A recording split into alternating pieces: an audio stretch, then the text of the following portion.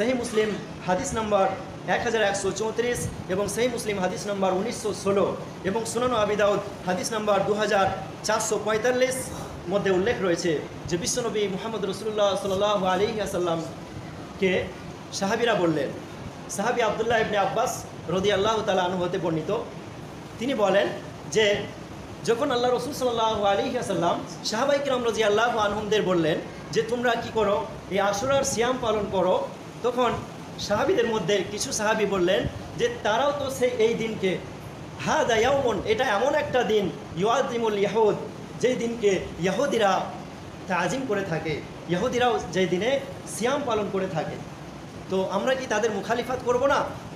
এই কথা যখন শুনলেন সাহাবীদের কাছ থেকে বিশ্বনবী সাল্লাল্লাহু আলাইহি ওয়াসাল্লাম, তখন বিশ্বনবী সাল্লাল্লাহু আলাইহি ওয়াসাল্লাম তিনি সাহাবীদেরকে আদেশ দিলেন এবং তিনি বললেন যে এর পরবর্তী বছরে যদি বেঁচে থাকি ইনশাআল্লাহ 9 মুহররম এবং 10ই মুহররম সিয়াম পালন করব, রোজা রাখব। কিন্তু বড় দুঃখের বিষয় যে বিশ্বনবী সাল্লাল্লাহু আলাইহি ওয়াসাল্লাম তিনি আর জীবিত ছিলেন না, মৃত্যুবরণ করেছিলেন। অতএব বিশ্বনবী সাল্লাল্লাহু আলাইহি ওয়াসাল্লামের আশা আকাঙ্ক্ষা ছিল যে তিনি বলেছিলেন যে পরবর্তী বছরে আমরা 9 মুহররম এবং 10ই মুহররম সিয়াম পালন করব এই আশুরার দিন। তাহলে কি বুঝলেন? বিশ্বনবী সাল্লাল্লাহু আলাইহি ওয়াসাল্লামের আশা পূরণ করা এটা অনেক নেকি ও সওয়াবের কাজ। অতএব আমরা হাদিস থেকে কি জানতে পেরেছি যে বিশ্বনবী সাল্লাল্লাহু আলাইহি ওয়াসাল্লাম তিনি আমাদেরকে মুহররম মাসের 9 ও 10 তারিখে রোজা রাখার কথা বলেছেন। কেন? যে মুসা আলাইহিস সালামকে আল্লাহ রাব্বুল আলামিন তিনি ফিরাউনের হাত থেকে কি করেছিলেন? নাজাত দিয়েছিলেন, বাঁচিয়েছিলেন এই খুশিতে। কিন্তু কেউ যদি বলে যে না, এই তারিখে হুসেন রাদিয়াল্লাহু তাআলা আনহু তিনি শহীদ হয়েছিলেন, এই জন্য আমরা রোজা রাখি, তাহলে এটা অবশ্যই ভুল হবে।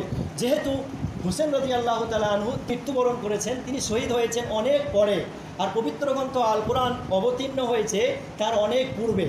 আর এর দলিল মহান আল্লাহ পবিত্র গ্রন্থ আল কোরআন সূরা মাইদা সূরা নম্বর 5 এবং আয়াত নম্বর 3 বলেছেন, আল ইয়াউমা আকমালতু লাকুম দীনাকুম ওয়া আতমামতু আলাইকুম নি'মাতি ওয়া রাদিতু লাকুমুল ইসলাম দীনা। আল্লাহ রাব্বুল আলামিন বলছেন যে আজকের দিনে আমি এই ইসলাম দিনকে পরিপূর্ণ করে দিলাম এবং এই ইসলামের ওপর আমি তোমাদের ওপর মনোনীত থাকলাম, সন্তুষ্ট থাকলাম। কি বুঝলেন? আল্লাহ রাব্বুল আলামিন তিনি ইসলামকে কমপ্লিট করে দিয়েছেন, পরিপূর্ণ করে দিয়েছেন। ইসলামের মধ্যে আপনি কোনো জিনিস যুক্ত করতে পারেন না বা মাইনাস করতে পারেন না, অ্যাড করতে পারেন না। প্রিয় শ্রোতা মণ্ডলী, আপনি কমাতেও পারেন না, বাড়াতেও পারেন না। বিশ্বনবী সাল্লাল্লাহু আলাইহি সাল্লাম তিনি যেভাবে শিখিয়েছেন, আল্লাহ রাব্বুল আলামিন তিনি যতটা দিয়েছেন ততটাই, তার কমও না বেশিও না, তাহলে স্বর্গে যেতে পারবে, জান্নাতে যেতে পারবে। বুঝতে পারলেন? কত সুন্দর দলিল।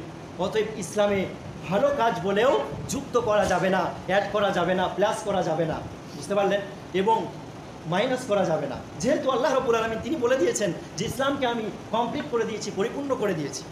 প্রিয় শ্রোতা মণ্ডলী, আল্লাহ রাব্বুল আলামিন তিনি ইসলামকে পরিপূর্ণ করে দিয়েছেন, তার অনেক বছর পরে হুসেন রাদিয়াল্লাহু তাআলা আনহুর মৃত্যু হয়। তাহলে আপনি শোক পালন করছেন সেই হুসেন রাদিয়াল্লাহু আনহুকে লক্ষ্য করে, নাকি মুসা আলাইহিস সালাম তিনি নাজাত পেয়েছিলেন এই জন্য?